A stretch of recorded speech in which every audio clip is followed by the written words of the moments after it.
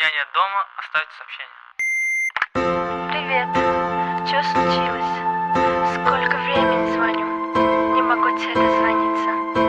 Не отвечаешь на мои звонки. Скучаю по тебе. Надеюсь, слышишь это сообщение. Буду ждать.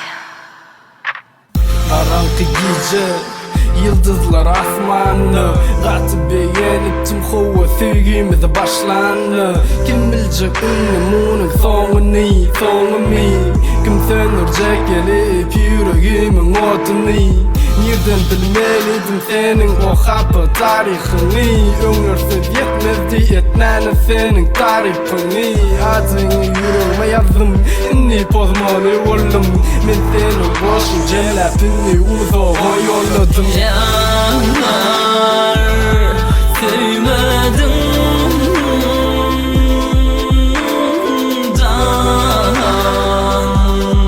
duymadım Geçmiş tarih bu karışık vakalar İcid koruk sırgıydı neme atta karlar Yeke geçmek kıyın düştü bu durmuş yolum bana Yıktılık ümit deyip bakıptım benim sana Nereden tapçasın he bir kimsiz gözeli Süpürcükten misin bu yaşlı gözleri Bir söz kaldı demeni yar beni söymedin İçimde durman yana bu sevgini duymadın Yanar sevmedim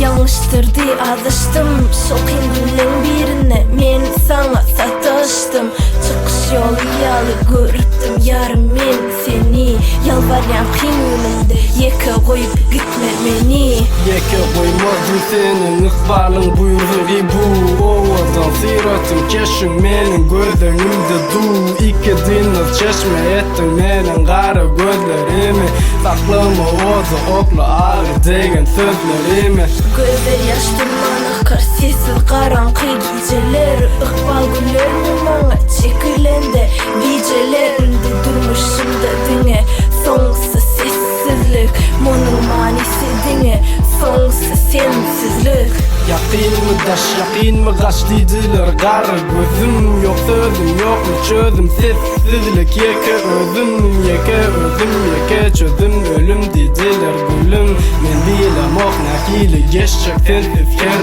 günüm Yanar sevmedim